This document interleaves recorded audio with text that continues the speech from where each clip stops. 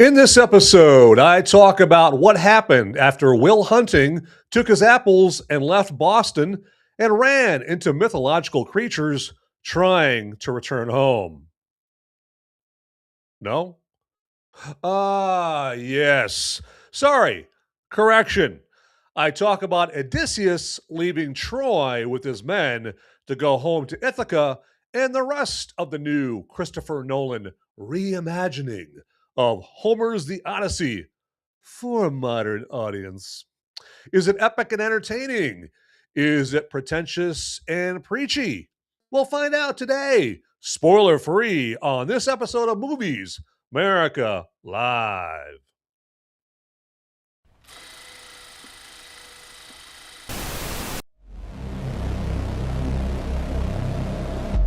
In a world where the number of movies available is great, but many are so bad, you'll learn a new definition of hate. One man sifts and reviews through the movie sludge. One man will be the movie cop, jury, and judge. He goes by many names, but you know him by Movies Merica.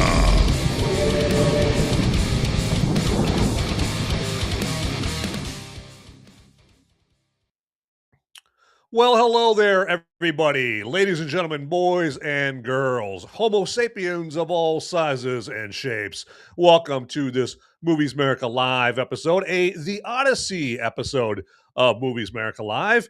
And as always, I am your loyal, trusty Greek movie reviewer, Van Ebert, a.k.a. Movies Merica. May the gods be praised. Yes. Absolutely. So, and again, like I mentioned, this is a spoiler-free episode. So don't worry anybody about watching this episode and having this new Christopher Nolan movie spoiled or anything like that. Okay. So I'm not going to do that. I don't want to be that guy. Okay. The spoiler heavy episode, that's this Thursday on my Movies Merica spoiler warning show, but we'll get into all that a little bit later on and all of that stuff right here. But real quick here, let me mention that because this is a live show, we have the live chat available. And that means that when you're watching this show, you don't just have to watch. You can get interactive. And you don't have to just listen to me, sit here going, yep, about this movie. Okay. You can give me your 2 cents about the Odyssey if you've seen it. You can let me know, hey, did you hate it? Did you love it? Was it kind of in the middle? Any questions you have about it? I'll answer those without spoiling the movie there as well. Or simply in a live chat, just say, hi, or put a poop emoji or whatever you want in the live chat. And it's a very complicated process to get into the live chat on Rumble or YouTube, okay? You just got to click on the chat or live chat button right on down there somewhere, okay? And that's it. Very simple, very easy, all right? So, all right, let's get into The Odyssey, and I want to get into it with my movie maniacs and my fellow freedom-fueled film fanatics here today. So, and of course, this movie is directed by Christopher Nolan. Okay, I mean, how could you escape that? Christopher Nolan, his name is advertised all over this movie, and it should. Okay, he's one of our premier directors today. He's one of those directors that a movie is going to be a hit based on his name alone. I mean, he could make a movie with just a bunch of scenes of goats just crapping in a barn, and as long as it says Christopher Nolan, from the guy who brought you the Dark Knight trilogy and Inception, comes Goat Turds by Christopher Nolan, it's going to be a hit. It's going to make money because it's Christopher Nolan. Okay? Christopher Nolan's name is all over it, okay? So, yeah, he's in this, or he's not in this. he directs this here. And obviously, we all know Christopher Nolan has a great track record. He came on the scene with Memento back in the day. He did with Insomnia with Al Pacino, and then that gave him the green light to do the Dark Knight trilogy. Now, a little useless movie trivia.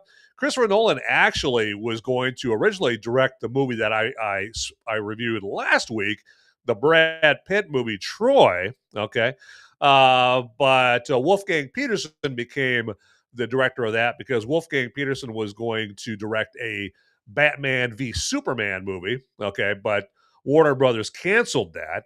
And they said, "Hey, sorry, Wolfgang, buddy, old pal, we're canceling Batman v Superman, but we got this, this Achilles sacking of Troy movie over here called Troy that we'll let you direct over here. It's got Brad Pitt in it. There you go. I mean, nice consolation prize right there, Wolfgang. So enjoy."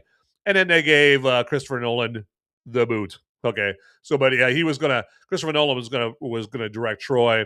In comes Wolfgang Peterson, and then Warner Brothers, as a peace offering to Christopher Nolan, said, "Hey, Nolan, buddy, old pal, we're thinking about we don't really think very originally here. We're afraid to take risk, and so in that spirit, we're gonna reboot the old Batman. Yep. I know the last time we did a Batman movie, Batman and Robin, it was a total crap show, but we're just scared to death of doing anything original. So we're gonna reboot Batman again."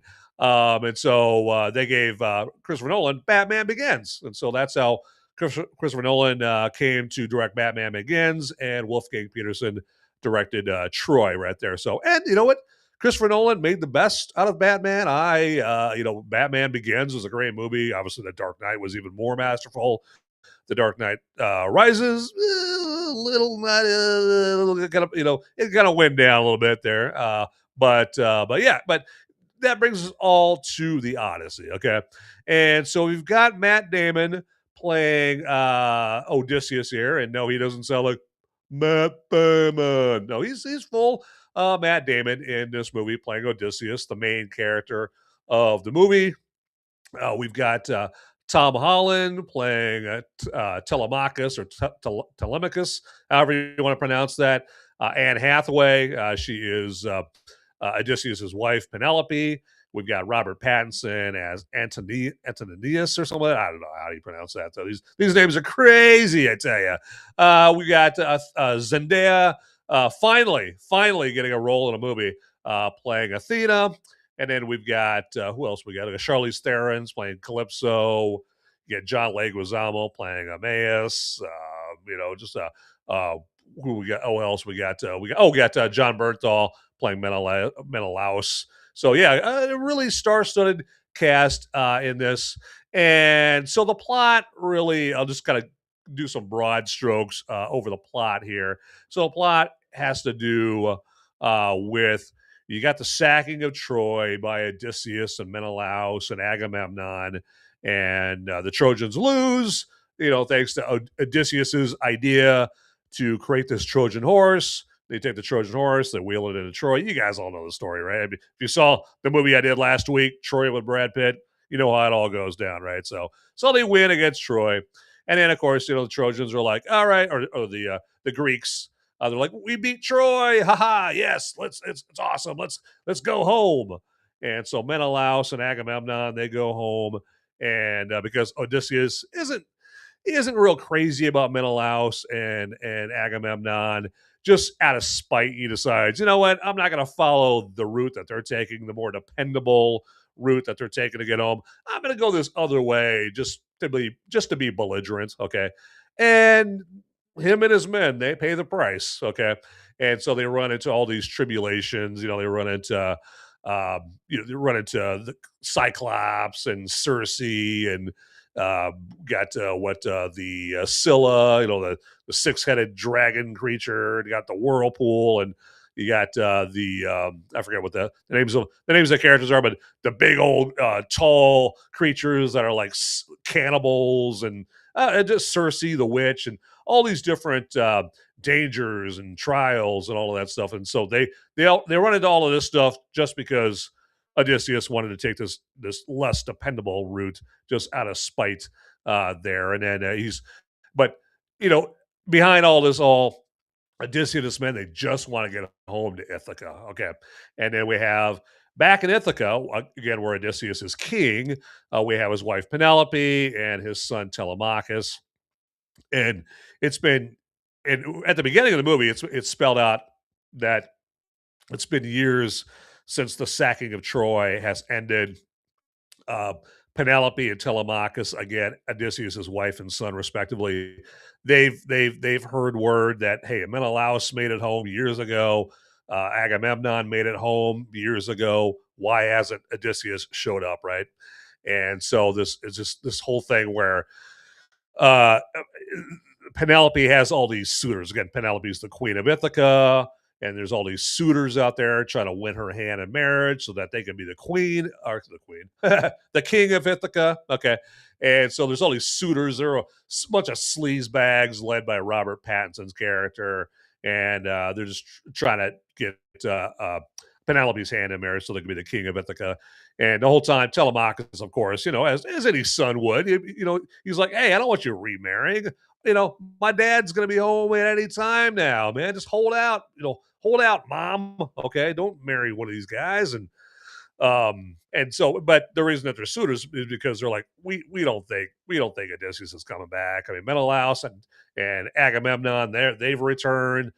Odysseus isn't back yet, so we need a king. Okay, so that's where all these suitors come into play. So those are like the big locales that this movie takes place in. The journey of Odysseus and his men back to Ithaca, and then Ithaca itself with the suitors and Telemachus and Penelope and Omeus and all that stuff right there. If I'm saying his name right, but anyway, but that's the plot here. But instead of hearing me, talk about the plot here, let's let the trailer tell the tale. Why don't we? Let's do that.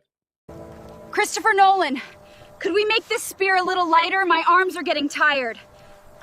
I think you should sit this one out, little one. Respectfully, of course. Y'all are a bunch of haters. I'm a man now.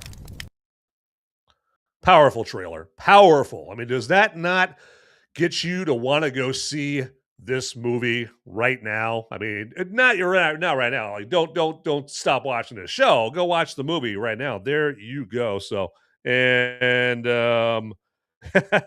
we've got Noah 7763 on YouTube says, sounds like Batman v Spider-Man. And yeah, that's a good point. And we parked our car in the same garage on that one right there. And I'm going to go actually a little bit further into that here a little bit later on in one of my points of this movie right here. But thanks, Noah, for joining the show and jumping in the live chat. It means a lot. So, but all right, let's move on here a little bit with the show.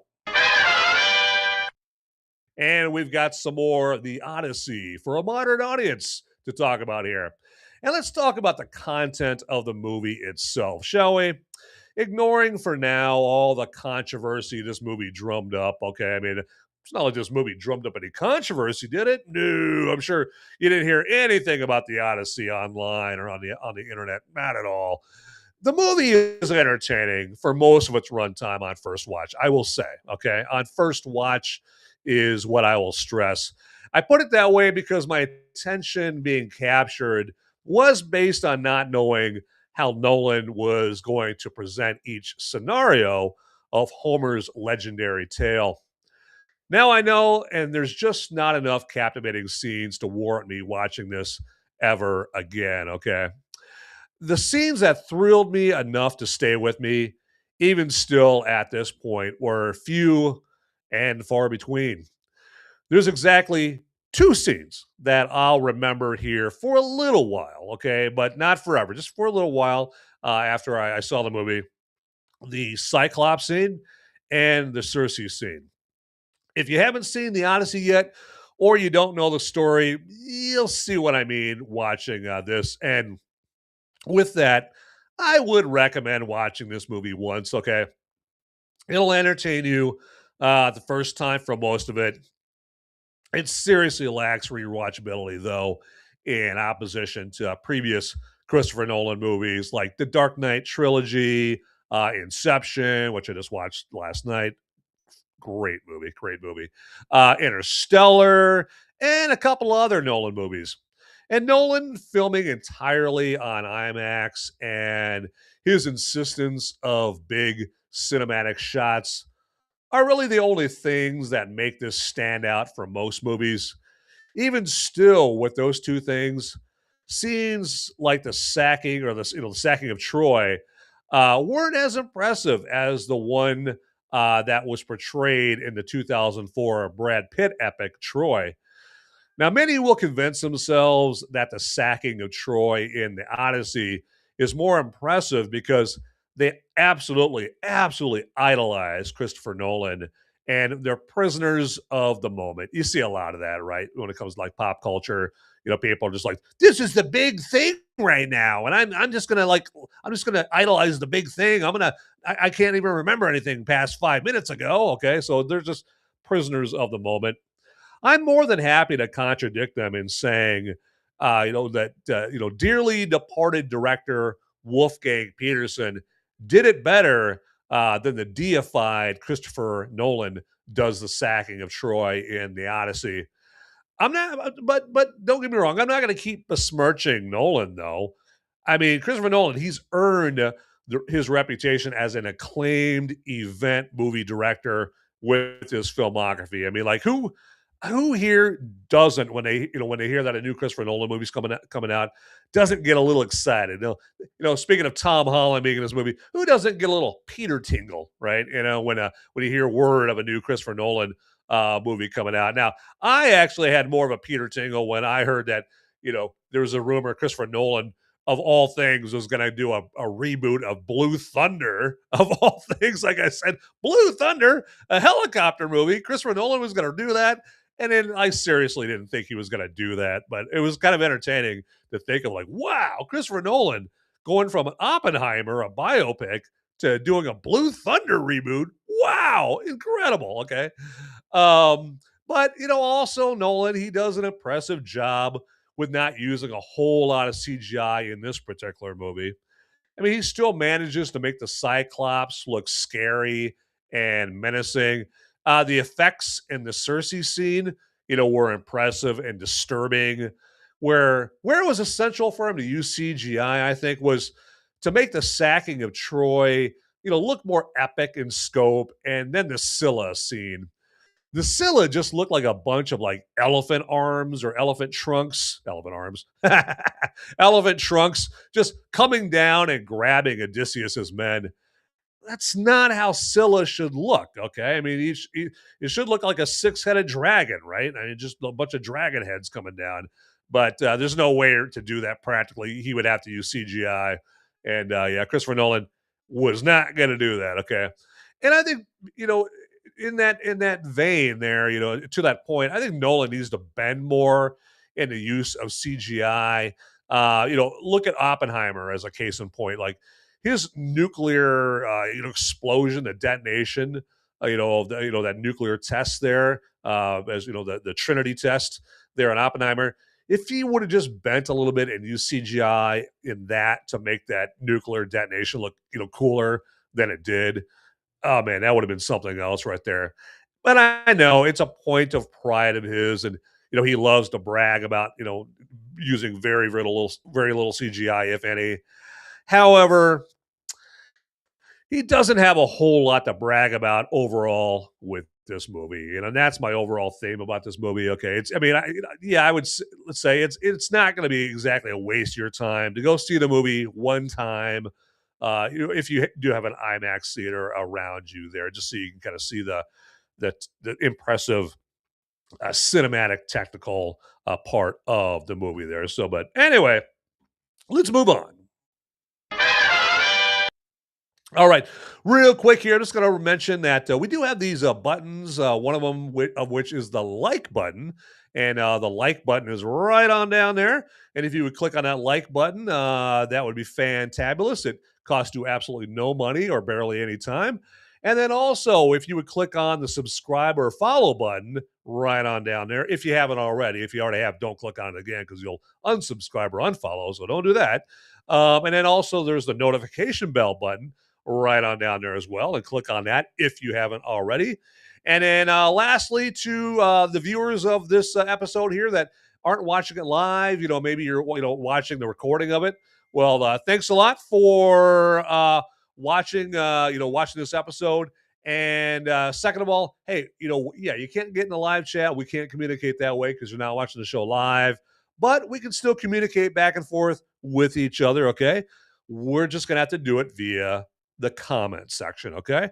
And the comment section is right on down there, okay?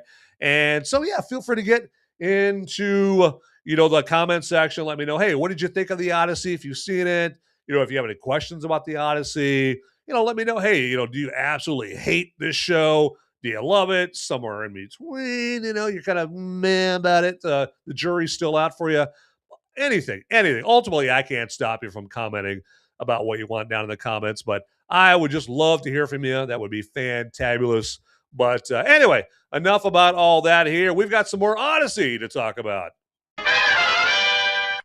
Hey, we got Channel 2 Action News on the live chat here on the Rumble side saying Mr. Van right there. And yes, I am going to drink to Channel 2 Action News joining me in the live chat on the show. Thanks for stopping by. And also to Noah stopping by on the YouTube side of the live chat. Here we go.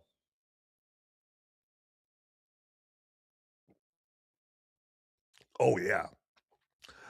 And I will be talking about that of which I was just drinking a little later on in brew review time. So absolutely. But all right, like I said, we got some more. The Odyssey to talk about right there. So for a second, I forgot what movie we're talking about here. So now this is going to seem unrelated to the topic at hand, which is the Odyssey, but for me, like one of the most immersive movies that, made it easy for me to get lost in its world was Apocalypse Now. Okay. Remember the movie from 1979, took place in Vietnam, right? And the casting for that movie by Francis Ford Coppola, Terry Liebling, and Vic Ramos is what helped me lose myself in Captain Willard, played by Martin Sheen, Captain Willard's dark, deadly, dream-like trip up the river to terminate Colonel Kurtz, played by Marlon Brando, with extreme prejudice and suffering through tribulation after tribulation. Now, I mentioned the casting because the crew of the boat and Captain Willard were played by relative unknown actors, especially a 14-year-old Larry, now Lawrence Fishburne. You guys might know him better as Morpheus from the Matrix movies. Larry Fishburne, he was 14 years old when he started playing a Vietnam soldier in Apocalypse Now. And then that movie took so much time to make. He was 17 years old when Apocalypse Now was actually finally wrapping filming right there. But I say all that, about those the characters in Apocalypse Now being played by relatively unknown actors because you didn't have famous other roles of theirs stuck prominently in your head, preventing immersion in the story. And this is where I'm touching on what you were talking about earlier, Noah, there in the YouTube live chat here. The Odyssey is completely different than the immersion that you get from Apocalypse Now. And the reason is we've got Jason Bourne playing Odysseus. We've got Spider-Man playing Telemachus. Batman is playing Antinous. There we go. I'm going to pronounce it that way. I don't care. Catwoman's playing Penelope. You got the Punisher playing Menelaus. And then you got MJ/Shawnee from the Dune movies playing Athena.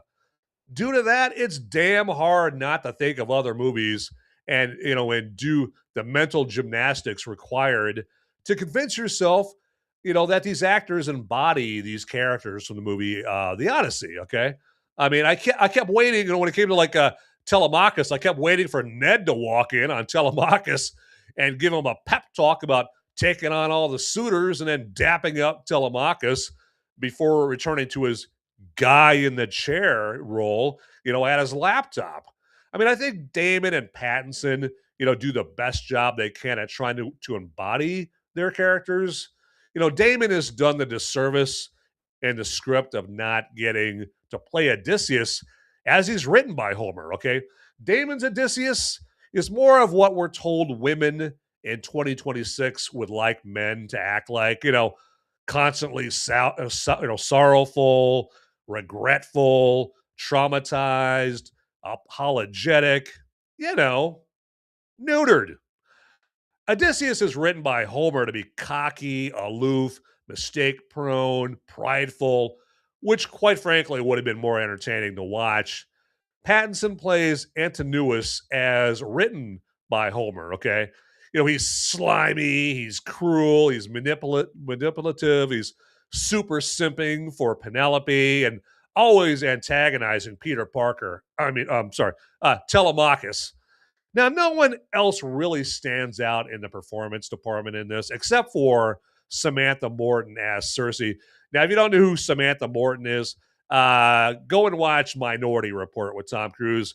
She plays like the main precog in Minority Report, the one that basically goes out in the field with Tom Cruise's John Anderson character right there. That's Samantha Morton is who she is right here. But she plays this character Cersei, who just nails the shockingly cruel persona her character demands. That all being said, Nolan typically unwisely only concentrates on his scenes being big, big in size, via his IMAX cameras. Not so much the performances of his actors being big on impact and existence in one's memory long after the end credits have rolled. Okay, he's kind of more making the technical aspects of his movies big, but the emotion, not so much. Okay, now he's got a few exceptions like Interstellar. Interstellar, will get you in the feels. Inception. There's some parts of his Dark Knight trilogy that get you right in the feels right here. But his last few movies haven't really made an emotional impact, at least not on me. Okay, there. So, Channel 2 Action News.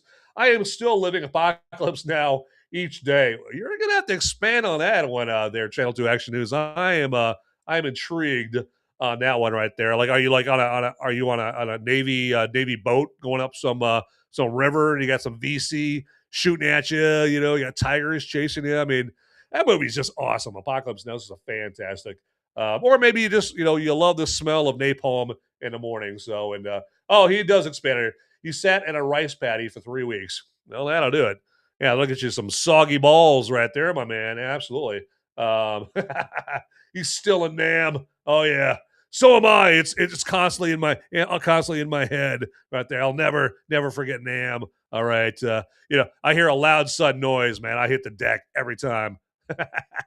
There you go. So, but yep, Apocalypse Now still having an impact after all these years. That's for sure. So, all right. Well, I teased it a little bit earlier, and I was talking about it when I was getting my drinky on right here. And what I was teasing was this next segment I want to get into. And this next segment is one that you can drink on down. It goes down smooth every time. And that is the brew review time.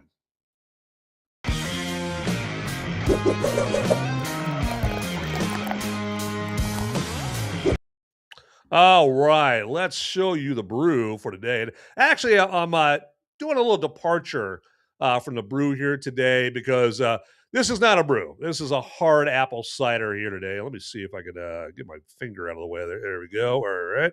Yep.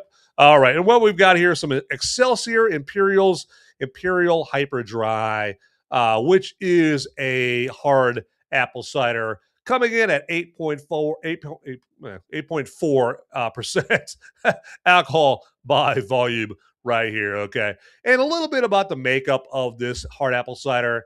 It's crafted using a blend of fresh press Pacific Northwest apples and European heirloom bitter sharp apples. And the cider is actually famous for its bone dry profile. And then, of course, its space theme that we see here on the can itself right there. Now, the important thing is, how does this thing taste, right? Well, it's very crisp. I will tell you that. It's a very crisp, as you would imagine, hard apple cider would be right there. It's got no added sugar there, so that's good. And then also, if you're worried about this, it's gluten free and vegan friendly. So there you go. And then also here, I mean, if you basically are interested in like knowing like where this was brewed, well, like I said, it uses like Pacific Northwest apples as one of the apples that it uses to brew this, and so as you would imagine, probably a pretty good chance it's brewed up in the Pacific Northwest, and that is correct. It's brewed up in Auburn, Washington. Okay, and so it's got access to all the apple orchards up there. Okay, so and then one other thing I always like to mention here with the brews, or in this case a hard apple cider that I go over in brew review time, is like what foods does it pair well with, if it does pair well with any kind of foods here. And so because I am officially recommending this hard apple cider, okay, and don't worry, I'm not getting any money from Excelsior, Imperial, or anything like that. So it's completely above board, objective take or opinion on this hard apple cider. Okay, so I'm not getting any money from them. Okay, but so because I do like it, because I do dig this right here, I'm going to let you know about some good food pairings for it. And so it goes good with like certain meats like pork belly, smoked ribs, duck breasts. Okay, if you're a big duck breast fan there, it goes good with like aged cheddar, Gouda, getting into the old cheese world there. If you like grilled salmon, crab cakes, raw oysters, maybe one of those guys that thinks, hey, I heard raw oysters are an aphrodisiac, and I'm thinking I'm gonna start serving those around. Yeah, so well, if you do that, hey, you can wash it down with this right here. It goes good with like Thai curries, buffalo wings, spicy tacos, and then last but not least, it goes good with like fried chicken and fish and chips. So yeah, so think about that here. When you basically grab any of that kind of grub right there, and maybe wash it on down with this particular hard apple cider there. Okay, so but real quick here, let me get a drink off this bad boy here.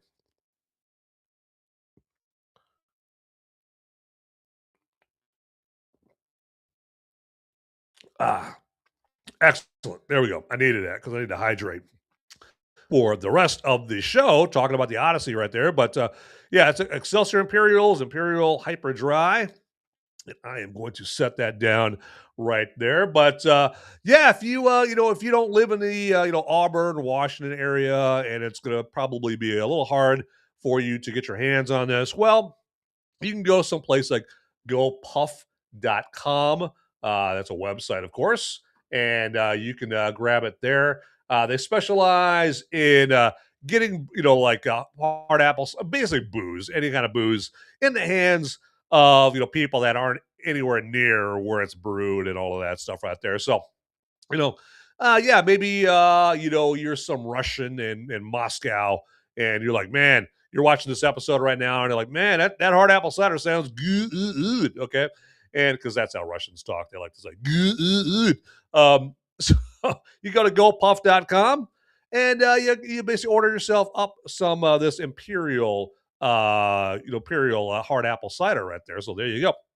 Um, and so that's gopuff.com. Now they will charge you some scratch for that, but pardon me, but they will get it in your hands. That's for sure.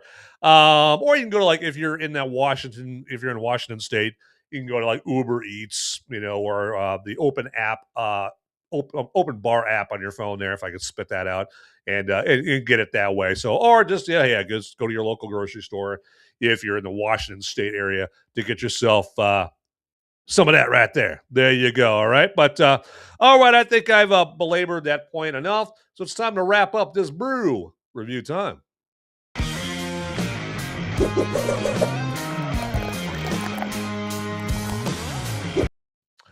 Okay, and again, just to remind you that yes, feel free to get into the live chat on Rumble or YouTube there. Okay, and yeah, I mean, because it gets boring if you're just standing there, sitting there, laying there, whatever you're doing, and just listening to me talk about this movie here. Okay, it's more fun like getting in a live chat like Channel 2 Action News and Noah 77763 on the YouTube side, and mixing it up and that kind of thing. So yeah, again, anybody in the live chat right now, yeah, let me know if you have any questions about about this here movie, The Odyssey. But real quick here, let me share something here with you because I don't want to hog all of this from you.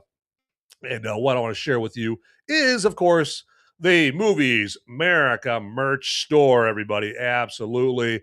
And I share this with you because, hey, you might want to get yourself a Movies Merica t shirt or hat or something like that. So, and right here, first thing we have is this Big Mugs camel trucker hat. And just to let you know, there's no purple on that hat. So, but otherwise, it's exactly the way you see it here. We've got some t shirts here with the first version of a Movies Merica logo. This is the Big Mugs Movies Merica logo. And yeah, you get some t-shirts, get a tank top there, you get a baseball long sleeve, a hoodie, windbreaker, okay, all kinds of variety and different types of gear. And then, yeah, we even got a sports bra up in here there too. So yes, don't never let it be said that we're not thinking of our fitness gurus here with the Movies Merica merch. And then we got different hats here with the Big Mugs logo as well. And then we're moving down to the second type of Movies Merica logo. This is the Holly Weird version of the Movies Merica logo. And again, we've got t-shirts, tank tops, baseball long sleeves, you name it here with that particular Holly Weird logo on it. Okay. And then we were getting down to the last type of Movies Merica logo, but my favorite, and that is the Black Adam style of Movies Merica logo, again, with all these different types of t-shirts. Got men's, women's. Got this all-over print t-shirt there. The tank top. Got the long sleeve, okay? Now, you might be saying to yourself here, hey, Van, a.k.a. Movies Merica, you know what? That's great, man. T-shirts, tank tops, sports bra, even though I'm a dude. Hey, I've got it all. I've got it all hanging up in my closet right there, and I am good to go on the Movies Merica gear. But what I do need here, because I do get thirsty, I got a thirst to quench sometimes. And, just regular old drinkware just don't cut it. It's just not where it's at. Okay. So please, Movies Merica, please answer my constant prayers and tell me there's Movies Merica drinkware. And to you, my friend, get ready to be happy because voila, we have got Movies Merica drinkware right there. Yes, for you and everybody else, okay? So yes, coffee has never tasted so good as it does in a Movies Merica mug. Beer has never tasted so tantalizing as it does in a pint glass with Movies Merica all over it. You've got koozies with Movies Merica on here of all different types here. And it keeps your beverages the coldest or the hottest, depending on the case, the scenario there. And then last but not least is a way to, sophisticate up, class up your workstation if you so desire. And that is with the Movies Merica desk mats of different sizes right on here. So there you go. Check all of that out. And I'm making it very easy for you to get this Movies Merica or get to this Movies Merica merch website. It's just down in the description. The link to it is down in the description if you want to get there. And remember, hey, you don't have to hog all the Movies Merica gear for yourself.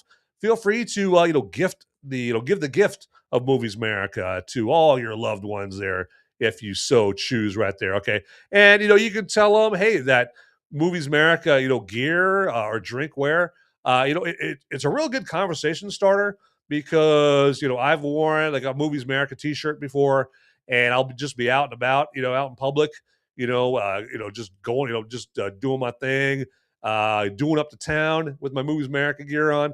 And people, will come up and ask me, hey, what's Movies Merica? Okay. And I don't know why they asked, but they just do. Okay. So I've had like 3 times where that's happened. So it's a good conversation starter. So just, you could gear up in Movies Merica just for that reason alone. Or if you're, an actual bona fide fan of the show, by all means, gear up in Movies Merica right there. Okay. So, all right. Enough about that. I don't want to belabor the point with the merch, but, all right, we're moving on. All right, just checking the chat here. Okay. And again, feel free to get in the live chat on YouTube or Rumble. And again, hey, it's your chance to, give me some crap, give me some guff, throw me off, like as you would imagine, when I'm doing this show.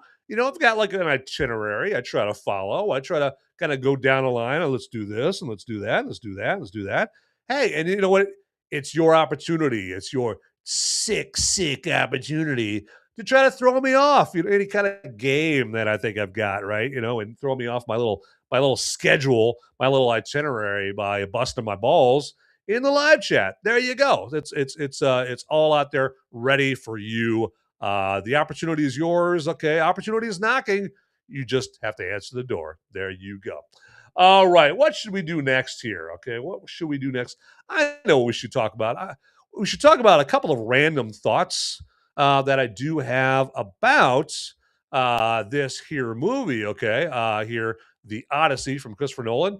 And my first random thought is film composer Ludwig Göransson has his first swing and a miss for one of his Christopher Nolan movie scores. Now, he had previously done a masterful job scoring Nolan's Tenet and Nolan's Oppenheimer. And Göransson's score for Oppenheimer was so impressive, it just won the Best Original Score Oscar. I mean, that's all it did. Now, in Göransson's defense, Christopher Nolan specifically instructed Göransson not to use like a traditional orchestra because traditional orchestras did not exist in ancient Greece. However, to Nolan, apparently Viking longships and Greek people looking like the floor of the United Nations did exist in ancient Greece. But that's a whole other conversation for another day. But, at least we get Travis Scott, in this movie, and he's blessing us with his presence here as Travis Scott, the rapper. He's doing the Odyssey rap, which, rap was also totally a thing in ancient Greece. But he's doing this as part of the musical, part of the Odyssey. So let's check out his Odyssey rap. Check my style out. Rap song, rap song. We come from the south and our teeth are gold. We drink lots of codeine and sit around. A jam comes on and we all do the crump. Yeah. Just like back in ancient Greece right there, y'all. Absolutely, yes. All those ancient Greeks were just walking around saying, check my style out. Yo, yes, I'm saying, yeah. Man, let's check out the volume in my headphones. There you go. Yeah. Hey, can I get some more push on my snare? Just like back in ancient Greece. So apparently Nolan is absolutely surgical and addicted to keeping things totally authentic to the world of ancient Greece right there. So, and then my other random thought about the Odyssey is, let me ask, are there any dog lovers in here? Okay. Of course there are. Of course there's dog lovers watching the show here, either live or watching the recording of this. Okay. And dogs, I mean, there are fur babies, right? There are buddies, our therapy covered in fur sometimes, with all their unconditional love. Like the saying goes, you are your dog's best friend for part of your life, but you are their best friend for their entire life. I say all this as part of warning you. There is a couple of scenes of dog cruelty in the Odyssey. Now, one involves John Leguizamo, as if he needed another reason to loathe that idiot actor who, if he's not whining about Latino representation in movies, he must not be breathing, okay? Of course, John Leguizamo is only too happy to take a Greek role away from a Greek actor in this. However, dog lovers, just be ready. There you go. That's all I'll say with that. So, but that was just a couple of random thoughts I had about the Odyssey there. Okay, so all right, let's move on with some more the Odyssey. But before I do here, real quick, let me remind you that I do have a show on Thursday night, and it's called Movies Merica Spoiler Warning. And so it's the show that I do about the same movie that I'm talking about today. Okay, so obviously I'm talking about the Odyssey today. And so on Thursday night, I'm going to talk about it again, but I'm going to talk about it, and I'm not going to worry if I spoil the movie whatsoever. Okay, so today, as you may be able to tell, I'm walking on eggshells. All right, I'm trying not to spoil the movie, but Thursday night, I'm taking that weight off my shoulders, and I'm not going to go out of my way to spoil the movie on Thursday, but I'm also not going to sweat blood and pull my hair out, try not to spoil the movie on Thursday. Okay, but so again, this Thursday night. You can talk the Odyssey with me. If you've seen the Odyssey, it's your chance to jump in here and, via the show being live, you can get in the live chat, and, we can either agree on the Odyssey or we can disagree on the Odyssey in the live chat.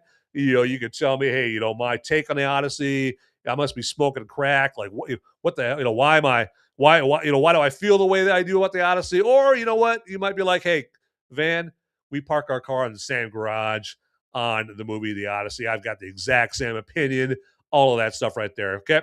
So I should probably let you know what time the show comes on Thursday night. And that show comes on Thursday night at 7 p.m. Eastern, 6 p.m. Central, 5 p.m. Mountain, and 4 p.m. Pacific. Okay. And I salute a vet during that show. I salute a vet that's been awarded the Congressional Medal of Honor. I do that in a segment called the Movie Military Moments. And then I do another a beer review during the brew review time on that show on Thursday night there too. So check that out. Hopefully you guys all see that. And and again, the links to that show come on, or the links to watch that show.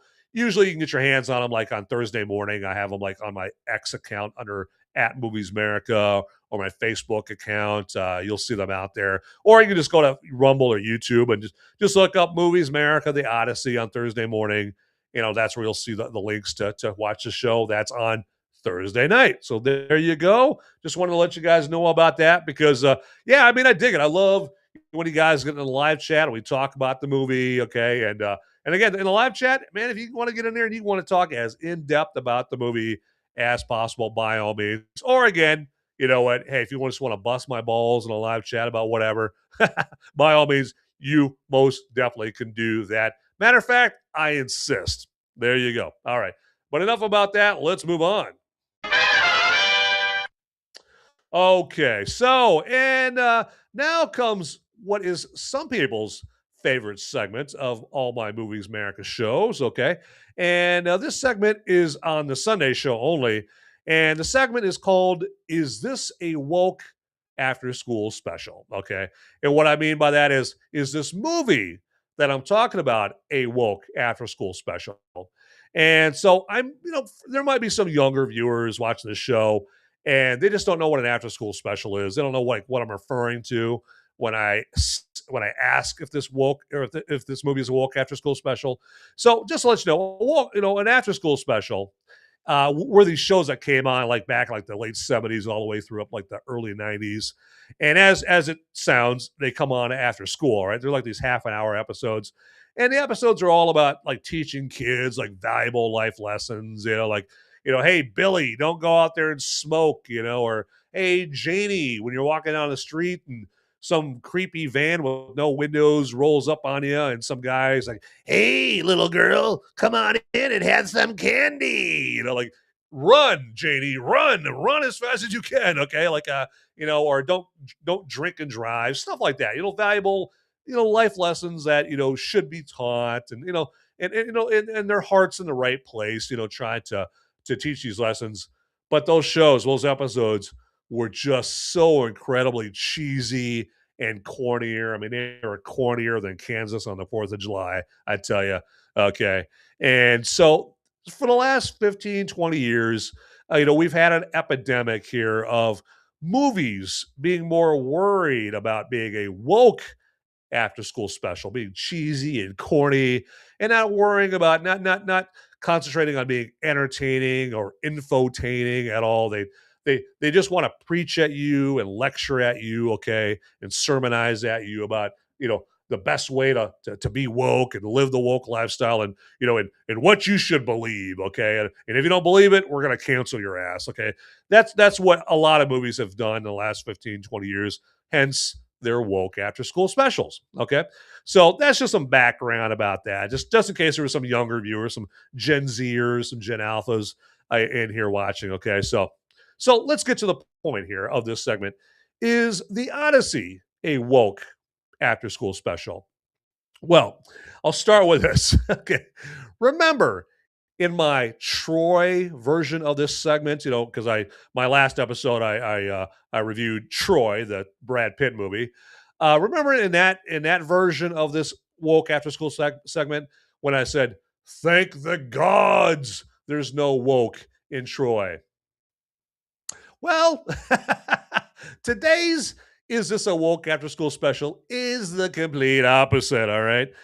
Christopher Nolan in this movie drops to his knees at the altar of woke to give us a reimagined version. Man, I just love that word, reimagine, right? It sounds better than taint, spoil, destroy.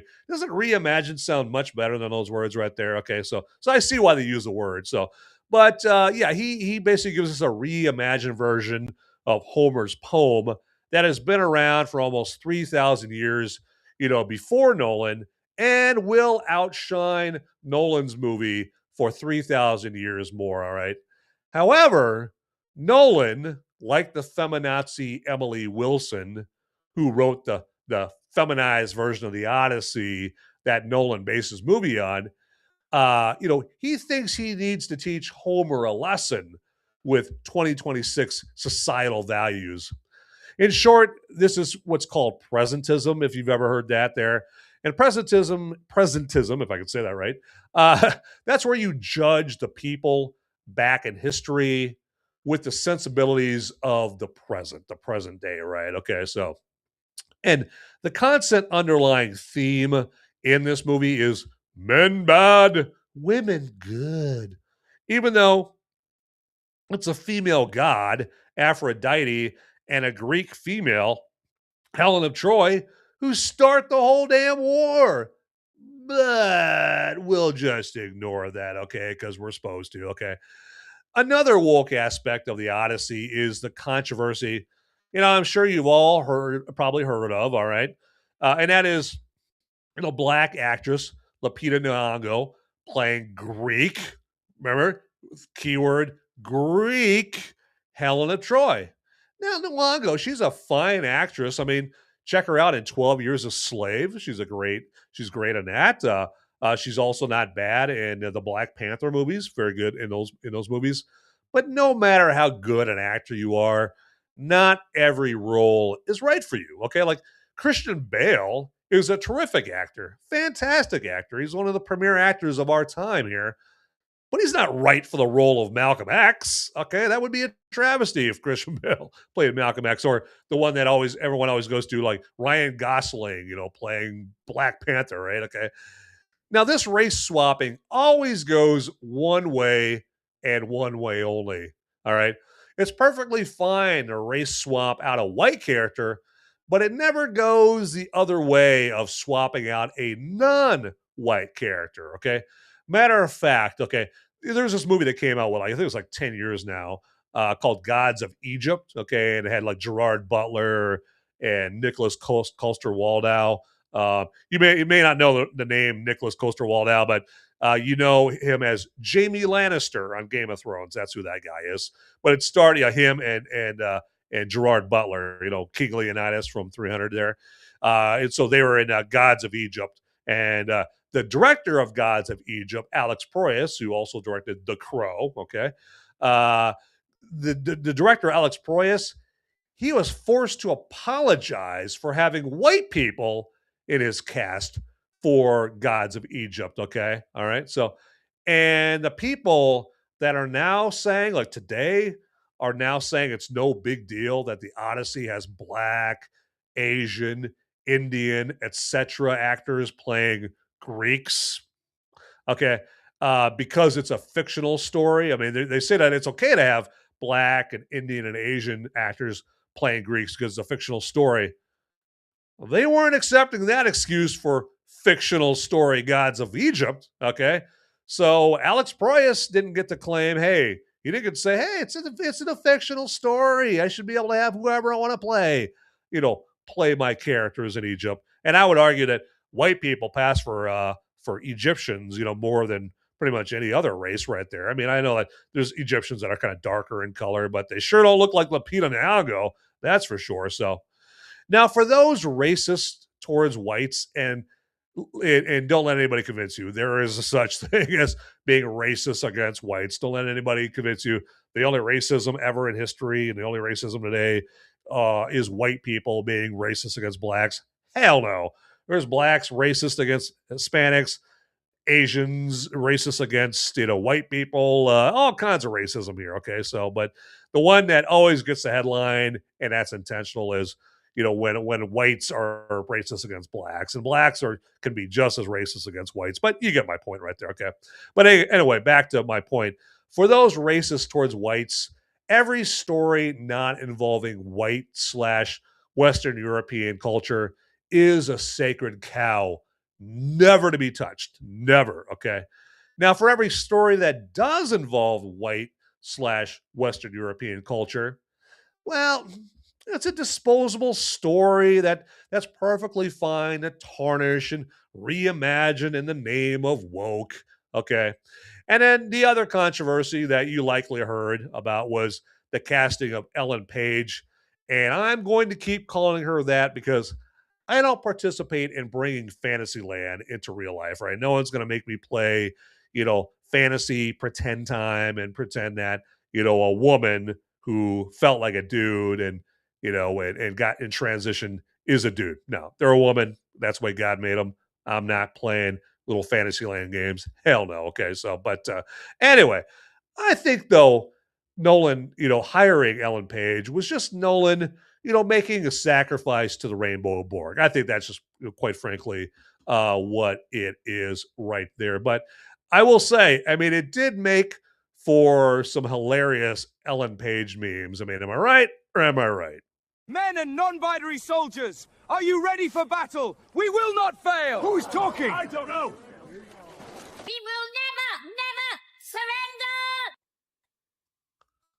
Thanks, Christopher Nolan. Thank you for creating the environment in which all those memes could be created. And there's a wellspring, a plethora of other great memes just like that out there. And you know what? Ellen Page and Christopher Nolan, they brought it on themselves. Okay, so don't shed a tear for them because God knows I won't. Absolutely not. So there you go, right there. All right, let's do it.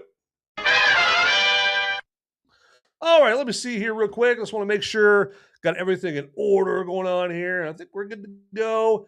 And hey, we got Bane of the Shills up in the live chat on the Rumble side. And all right, good to see you there, brother. And I'm going to drink to you joining the show. Absolutely.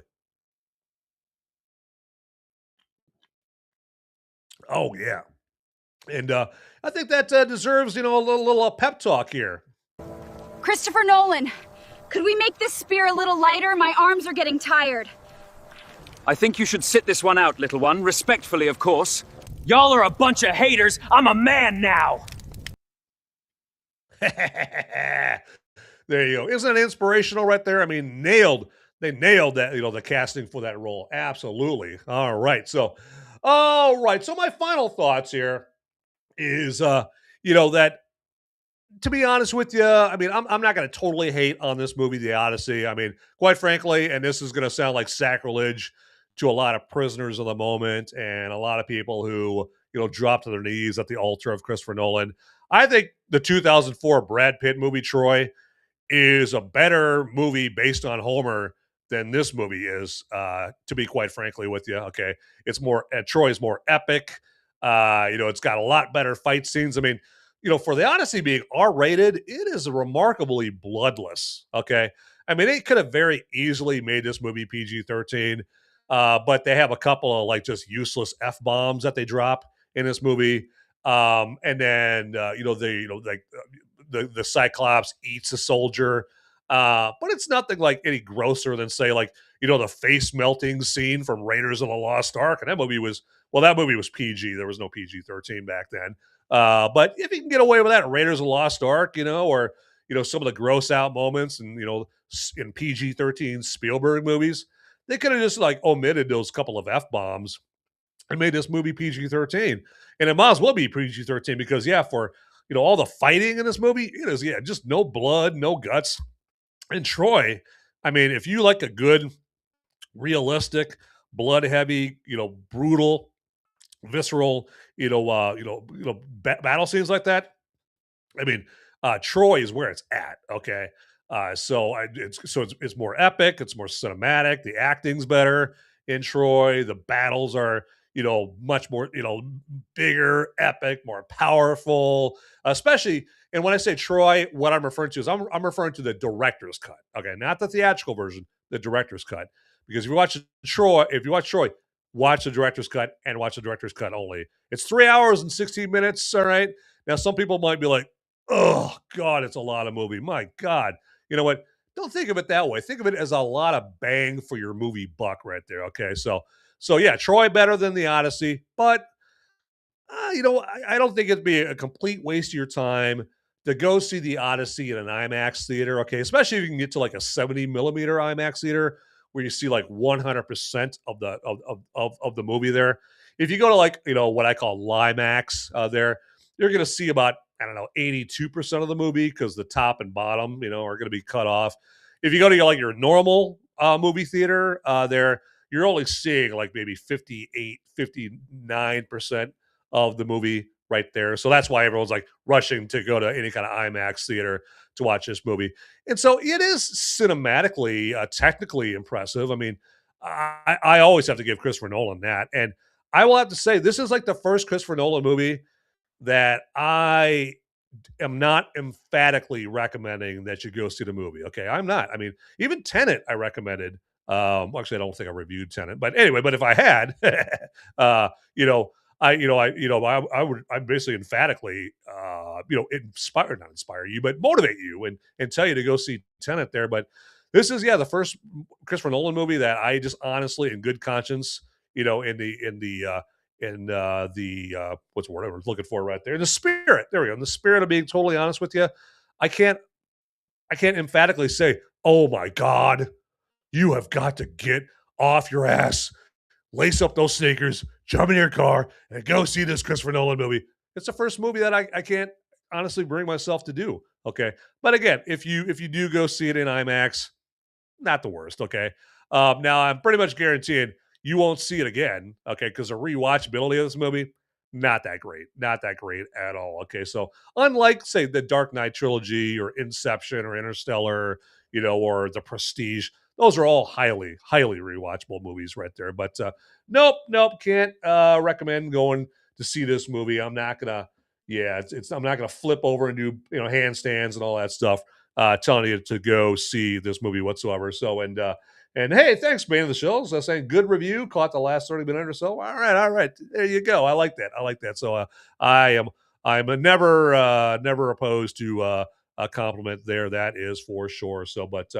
All right, let's see what else we got on the docket as I get ready to wrap up this show right here. Okay, right now, just let me implore you, if you would follow me on all the platforms that I'm on. I'm on X under Movies Merica. I've got a Movies Merica page, a Movies Merica group on Facebook. I've got my Van Ebert profile on Facebook. I'm on Rumble, okay? And if you look up Movies Merica on Rumble, you're going to see like 3 Movies Merica Rumble accounts. If you would follow or subscribe to all 3 of them, that would be fantabulous right there, okay? If you're a Gab guy or a Gab girl, I'm on Gab, and I'm on the Gram, okay? I'm right there on Instagram. I'm right there next to all the hotties, grinding in their bikinis there on Instagram right there. So don't ask me how I know that. That's all on Instagram. Anyway, but I'm on Instagram. All that to say is, yes, I'm on the gram there. And then also, on Twitter, if you look me up on, under @Movies Merica on Twitter, go ahead and, hey, you'll see some posts on there. And feel free to like the posts there if you honestly like the posts. And then also, speaking of me on X, I think I just call it Twitter, on X, I should say, feel free to, direct message me, DM me on X, and let me know that you followed me on, this platform and that platform. and I will follow you back if you say that. If you give me like your username or your whatever, your profile, I'll follow you back on that same platform. So there you go. You scratch my back, I'll scratch your back in the most platonic way possible, is what I mean right there by that. So, but real quick, before we get out of here, man, I'll tell you, what I feel. I mean, I feel the need to hear that Odyssey rap again, man. That thing just bumps. Check my style out. Rap song, rap song. We come from the south and our teeth are gold. We drink lots of codeine and sit around. A jam comes on and we all do the crump. Yeah. Woo! Yeah, there you go. That's what I'm talking about right there. We comes correct on Movies Merica, that's for sure. So, all right. Well, real quick here, again, thanks for watching. Thanks for everyone watching live, especially those that got in the live chat, like Bane of the Shills, Channel 2 Action News, my man Noah 77763 on the YouTube side. And hey, don't be afraid to tell your friends all about this show. Send the links to them and go from there. Okay, so give the gift of Movies Merica. There you go. But as I always say, get out there, people. Those movies aren't going to watch themselves. See ya. Howdy, my movie maniacs and my fellow freedom-fueled film fanatics. Would you do me a favor and check me out at solo.to/moviesmerica? That's where you would go for a one-stop shop for all the links that have to do with me, Movies Merica. And then also, if you want to check out the audio-only podcast versions of my Movies Merica live episodes, that's my spoiler-free reviews that I do on Sunday, you can go to moviesmerica.com or Apple Podcasts, Google Podcasts, Spotify, iHeartRadio, places like that. And then, actually, if you would also check me out on the social media sites like X and Instagram and Facebook and Gab. And I'm on those locations all under @Movies Merica. So it is very easy to find me out there, all right? So get to it, everybody. All right, thanks for watching. Later.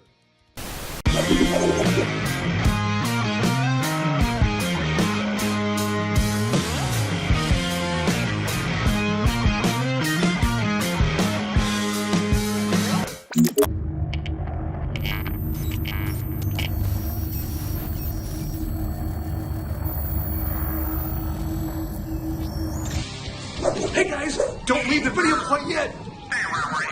Okay, I've got the popo. They're coming after me, and I don't have much time to tell you, but you need to like and subscribe this video right here, down below. It's right down there. It's just waiting. It's waiting for you down there, okay? And make sure you watch these videos over here too. You'll be doing me a big favor. I'm gonna be in handcuffs pretty soon. All right, thanks for watching.